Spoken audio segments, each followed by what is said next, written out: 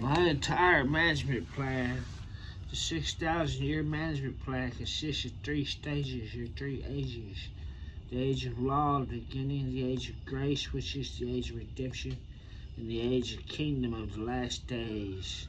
My work in these late stages differs in content according to the nature of each age, but these stages work befits the needs of man, or to be more precise, is done according to the tricks that Satan employs in the war that I wage against it.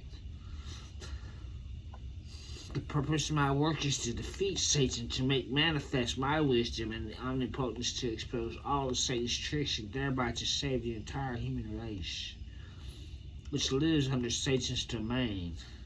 It is to show my wisdom and omnipotence and to reveal the unbearable hideousness of Satan. Even more than that, it is to allow created beings to discriminate between good and evil, to know that I am the ruler of all things, to see clearly that Satan is the enemy of humanity, to generate the evil one, and to allow them to tell with absolute certainty the difference between good and evil, truth and falsehood, holiness and filth, what is great and what is ignoble. This will ignore humanity, become able to bear witness of me, that it is not I who corrupt humanity, and only I, the Creator, can save humanity, can bestow upon the people the things that they can enjoy. And I will come to know that I am the ruler of all things, and Satan is merely one of the beings that I created and that later burned against me. My 6,000 year management plan is divided into three stages, and I work thus to achieve the effect of enabling created beings to bear the witness to me and comprehend my will and to know that I am the truth. The work of managing mankind is divided into three stages, which means that the work of saving mankind is divided into three stages. These three stages do not include the work of creating the world, but are rather the three stages of the work of the age of law, the age of grace, and the age of the kingdom. The work of creating the world was the work of producing the whole of mankind. It was not the work of saving mankind, and bears no relation to the work of saving mankind, for when the world was created, mankind had not been corrupted by Satan, and so there was no need to carry out the work of mankind's salvation.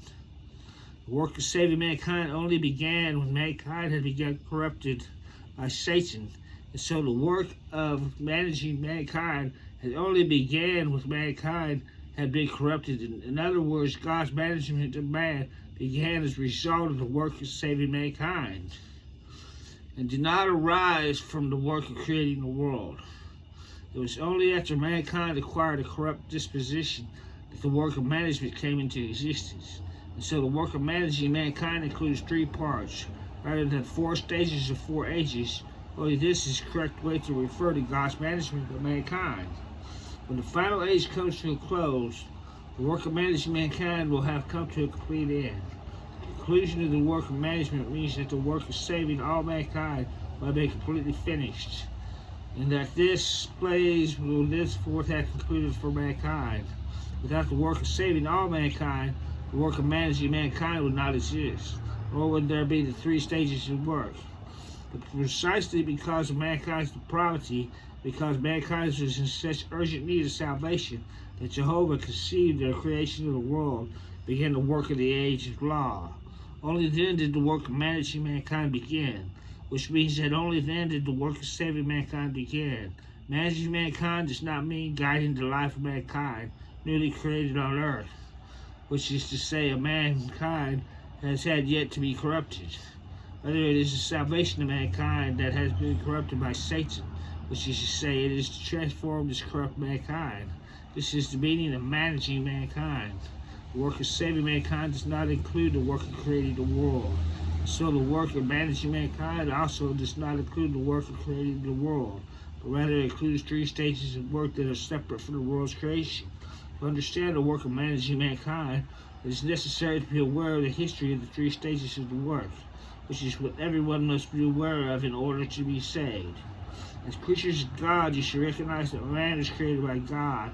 You should recognize the source of mankind's corruption, and moreover the process of man's salvation. If only you know how to act according to the doctrine in an attempt to gain God's favor. but have no inkling of how God saves mankind, or the source of mankind's corruption, then this is what you lack as a creature of God. You should not be satisfied with just understanding those truths that can be put into practice, while remaining ignorant of the wider scope of God's management work. If this is the case, then you are too dogmatic. The 3 stages of work are an inside story of God's management of man. The advent of the gospel of the entire universe, the greatest mystery among all mankind, and they are also the foundation of spreading the gospel. If you only focus on understanding simple truths that relate to your life and know nothing of this, the greatest of all mysteries and missions, your life is not akin to the defective product good for nothing except being looked at. The 6,000 years of work in God's management are divided into 3 stages: the age of law, the age of grace, the age of the kingdom. These 3 stages of work are all for the sake of mankind's salvation, which is to say, they are for the salvation of mankind has been severely corrupted by Satan. At the same time, however, they are also so that God will do battle with Satan. This just as work of salvation is divided into 3 stages, so the battle with Satan is also divided into 3 stages.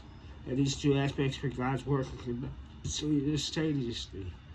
The battle with Satan is actually for the sake of mankind's salvation, because the work of mankind's salvation is not something that can successfully be completed in a single stage. The battle with Satan is also divided into phases and periods. The war is raised upon Satan in concordance with the needs of man and with the extent of Satan's corruption of him. Perhaps in man's imagination, he believes that in the battle God will take him arms against Satan in the same way that 2 armies would fight each other. This is just what man's intellect is capable of imagining. It is a supremely vague and unrealistic idea. It is what man believes, and because I say here that the man of man's salvation is through battle with Satan, man imagines that this is how the battle is conducted, but the work is in you. There are no stages in the work of man's salvation, which is to say the battle with Satan has been split into 3 stages in order to defeat Satan once and for all. Yet the inner truth of the entire work of the battle with Satan is that the effects are achieved through several steps of work: bestowing grace upon man, becoming man's sin offering, forgiving the sins of man, conquering man, and making man perfect. As a matter of fact, the battle with Satan is not the taking up of arms against Satan, but the salvation of man, the working of the life of man, and the changing of man's disposition so that he may bear testimony to God. This is how Satan is defeated. Satan is defeated through changing the corrupt disposition of man. When Satan has been defeated, that is, when man has been completely saved, then humiliated Satan will be completely bound, and in this way man will have been completely saved. Thus the essence of man's salvation is the war against Satan, and this war is primarily reflected in the salvation of man.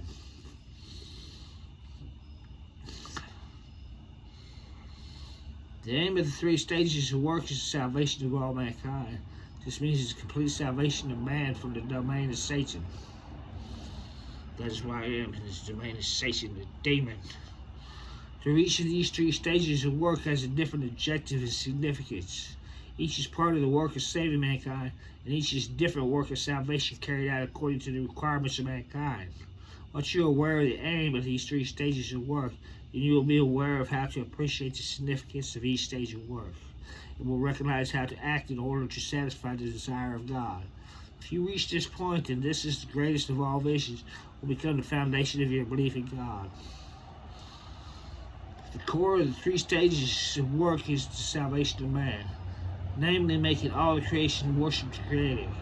Thus there is a great meaning to each stage of work. God does nothing that is without meaning or value.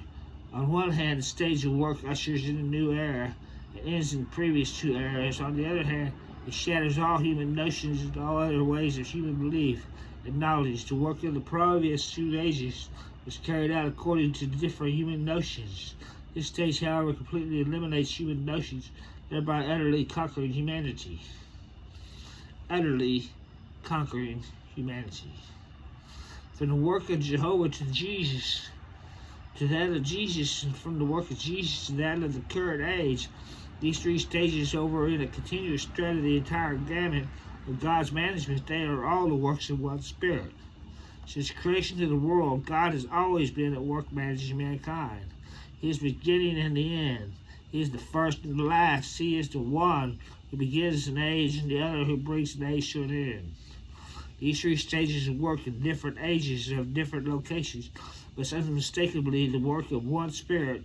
All those who appear in these three stages stand in opposition to God, like I said. Now it bethought you to understand that all the work from the first stage, well, today is the work of one God, the work of one Spirit. There can be no doubt, because God only turns towards the right. The three stages of work were done by one God. This is the greatest vision, and it brings drought, and the sun will heat up, continuously heat up, hon.